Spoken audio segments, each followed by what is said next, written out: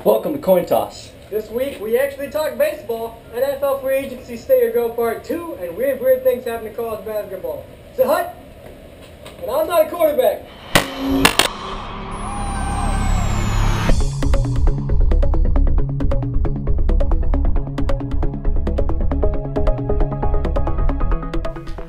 What's going down, guys? I'm Cam. You can follow me on Twitter at *7770. He's Jared. You can follow him on Twitter at Razzleberry. This is Coin Toss. You can follow it on Twitter at Coin Toss Sports. You know what? I like your hoodie. I like it too. Yeah, we gotta give a shout out to my man Brian Purvis and Checkmate Clothing. Check him out, guys. This is the official sponsor of Coin Toss. Gang me up. We got a great episode this week because baseball is about to begin. Lots of great storylines. Also, we didn't have enough things to do with NFL free agency, so we gotta do some more. And college basketball, there's some odd stuff going on around there. But baseball, I mean, what are you most excited about for baseball in 2015? I'm ready to see if these bottom feeder clubs like the Cubs, the Padres, and the Red Sox can do something this year. They went out and made huge moves. The Cubs signed John Lester. The Padres signed James Shields. They made a bunch of trades. Matt Kemp, Will Myers. The Cubs have a new manager again, Joe Madden. And then, of course, they have their young talent. And then the Red Sox, they brought in Hanley Ramirez, Sandoval, and Rick Porcello. They just signed that Cuban guy. What's his name? Makata. Makata. All right. I want to see if they can prove themselves. The Red Sox were good 2 years ago. Fantastic. I want to see what they can do this year. World champions 2 years ago, and then last in the AL East last year.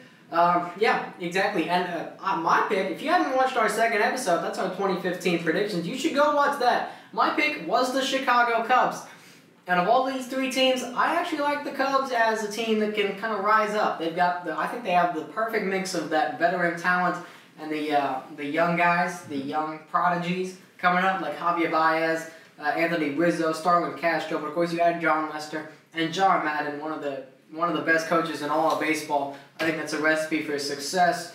But there's so many more storylines, and of course not very many of them concern his Rangers or my Rockies, but that's for another show. Another big one, Alex Rodriguez. Does he come back, and does he do anything? Maybe come in at DH, but other than that, I don't think he's going to do anything, and I don't think the Yankees are going to do anything this year. They're going to go, 3 straight seasons without a playoff berth? Pretty much. Times are rough in New York, but of course, Mets fans, 3 straight years with a playoff berth, that's been happening since the 60s. So, I mean, you talk about it. My Rockies, if they can finish better than the Yankees, this year is a success. There's, this playoff team is stacked, and of course we saw the Royals kind of rise up. Do you see that there's any teams on the fringes of contention that rise up and really make a push at the championship?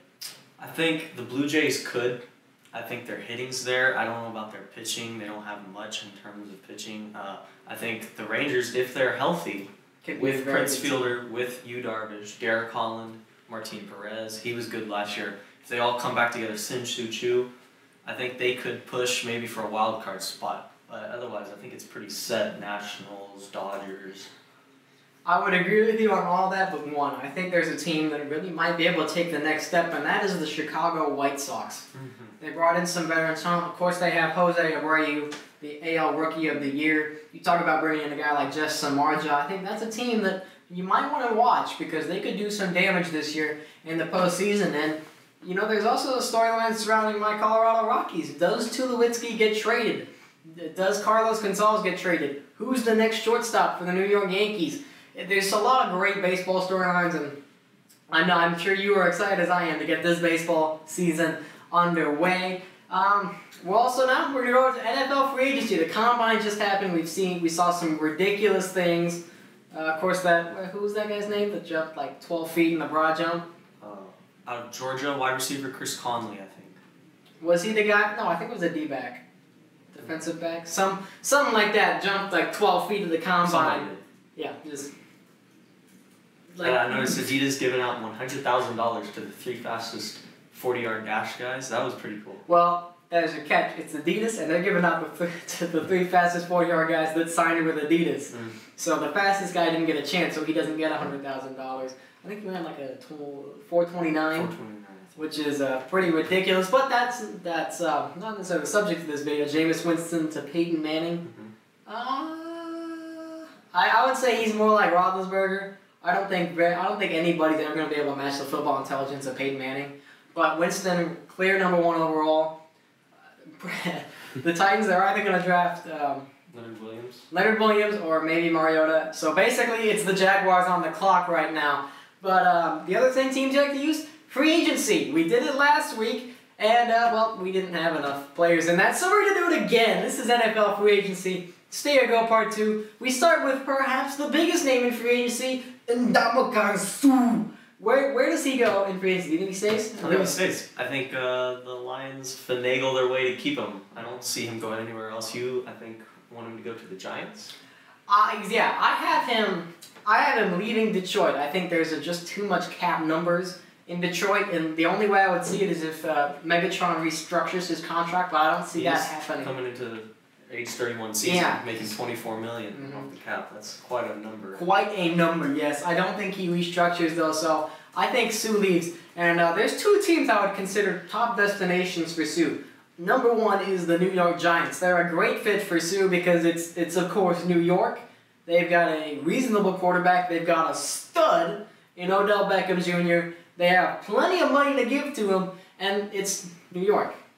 So, I mean, what could Ndamukong... It's the better New York team, too. Yes, it's the better New York team. It's not the Jets. Although, that would be a freaky defensive line in the Jets if he did sign with the Jets, but that's not going to happen. The other team I have for him is the Pittsburgh Steelers. They're an underrated team, but they have the money if they're willing to spend it. And their defense, their style of defense, hard-nosed, physical, smash-mouth defense, it really fits well to what Suh does. So that's a team to watch for Ndamukong Suh. Up next, my main man, Pot Roast, Terrence Knighton. Does he go or stay? I think he stays. I think he stays too. I really hope he stays because that's one of the things Denver's missing, a nose tackle. And of course, there are rumors Peyton Manning restructuring his contract, give plenty of money to sign Knighton, plenty of money to sign Demaryius Thomas. I still think Julius Thomas walks, but it's going to be a very interesting free agency session in Denver, but I do have Knighton staying. Up next, Green Bay Packers receiver Randall Cobb. Where does he go? How about the Carolina Panthers? If not staying in Green Bay, which is probably likely, the Carolina Panthers need another wide receiver. He's going from Aaron Rodgers to Cam Newton. That's obviously a downgrade, but it's better than another rumored team like Cleveland. Yeah, like the Cleveland Browns, and Randall Cobb wants to go from Aaron Rodgers to Johnny Manziel. So, yeah, I have him going to the Panthers too. I think Calvin Benjamin's going to be a stud, but I think you could put him at #2 and let Cobb be your main man for Cam Newton. The passing offense was really the one thing that kept Carolina from being a top-flight team, and they really need to work on just getting that passing offense back, and they can be Super Bowl contenders. And lastly but not leastly, Jason Pierre-Paul, the guy with a very, very long name and a very, very long arms and going to have a very, very big contract. Does he stay or go? I think he stays in New York unless they decide they want Ndamukong Suh. Otherwise, Oakland Raiders, they have money. I think he's probably going to want to look at the money. He had kind of a down year this year, but I think he stays in New York because I don't hear anything about him wanting to leave New York. Yeah, I don't see anything about him wanting to leave New York, and I honestly, if he takes less enough money, they could sign both him and Suh, which would be a pretty nice defensive line. I've also heard rumors about Osi Umenyiora. Coming back to the more very complicated names to say. Coming back to the Giants. There's so many things going on with free agency. It's what makes it great to be an NFL fan in March for some teams and terrible to be an NFL fan in March for some other teams. Justin Houston too. Justin Houston, Kansas City Chiefs. I think he stays. I think he stays too. I don't think they let him. If he's not signed, he's tagged because he's the best offensive lineman. 22.5 sacks last year. Outside, he's the best. I just said offensive linebacker. He's the best outside linebacker available in free agency only because Von Miller's not available. But now we go to college basketball and some controversy that's arisen over court stormings, which seem really fun to do, but of course the dangers are there. What the question mainly is, should the NCAA ban court stormings? Probably not. It's a big part of the history of the game. It's fun. Is it safe? No. Players' lives, well, Not lives. Not lives. but Hopefully. their safety is in jeopardy whenever these fans come onto the court. Oftentimes they'll pick up the players, put them up on their shoulders, or if they win a big game. I think it's I think it's more just some restructuring to that maybe. Yeah, I think it's more risky to the opposing teams. If the NCAA wants to make money, they could sell specific seats that are allowed to. They very well could, yes. And knowing the NCAA, they would probably do that. Courtside seats only, or something like Yeah, that. something like that. But yeah, I think court storming probably is very fun to do as a fan. I think it's something that adds to the tradition and the atmosphere of college basketball. But it cannot work well if it's loosely regulated, and that's what it's been. You know, you have to make stricter rules regarding these court stormings to ensure player safety. Because the last thing we want to see happen is somebody get hurt in one of these court stormings, and then probably they're banned, and you know, that's the end of it. I think if you could install a time period that you allow the players on these teams to mingle, and then the opposing team leaves. If the home team wants to stay, the team that pulled the upset, then you can let fans storm the court, go out, have a blast, and then there's an ending period where everybody has to get off the court and the players can leave. It's a fun night in college basketball. I mean, what image is more iconic in college basketball than people storming the court? So I think it's something that should stay, but it needs to be reformed. Absolutely.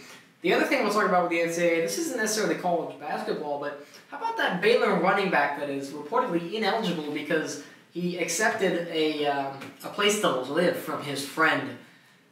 I mean, I'm okay with like the NCAA not paying or not letting players use their name and likeness, but this crap has to go. I mean, if a player is homeless and a friend offers him a place to live, how does he become ineligible by taking that? It makes no sense to me. And he's not being given money. He's being given a couch or a bed, basically, to get some rest. Mm-hmm. He's not going to go out and use this money to buy expensive cars. He's going so he can get sleep, so he has a place to stay. Mm-hmm.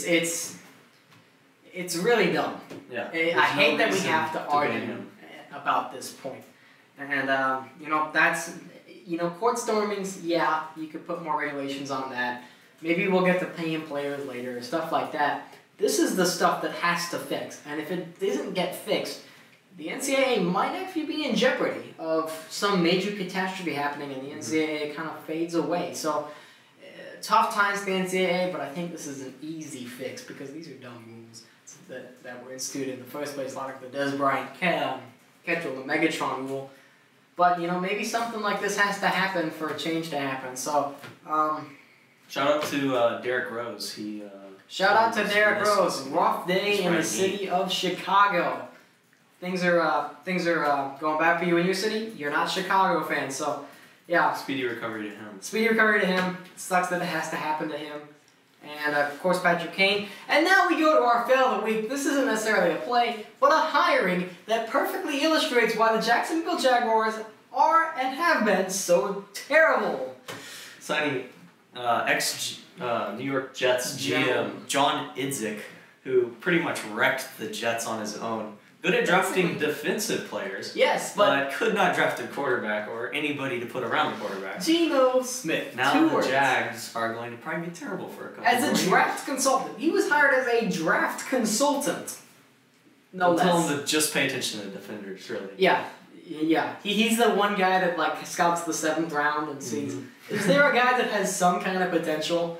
But what are you thinking, Jacksonville? I mean, Idzik was probably the worst GM in the NFL last year. He was the guy that brought Geno Smith on and then kept Geno Smith on. And they also, Gus Bradley and the interim, or the current GM in Jacksonville are kind of on the hot seat this year. I mean, people have been giving them time, but I think it's 1 or 2 more years like this. You talk about the young guys they drafted last year, Marquise Lee, Allen Robinson, and of course Blake Bortles. They've got to step up. Otherwise, yeah, the seat might be hot in Jacksonville, and maybe the city's hot in Jacksonville too, because London's always waiting. LA's waiting. We could have 3 teams in the NFL in a couple of years. Everything's going weird in the NFL. And with that, we end this week's episode of Coin Toss. Once again, I'm Cam. You can follow me on Twitter at *7770. He's Jared. You can follow him on Twitter at Razzleberry. You can follow us on Twitter at Coin Toss Sports. Shut up. Checkmate Clothing. We'll see you guys next week. Peace.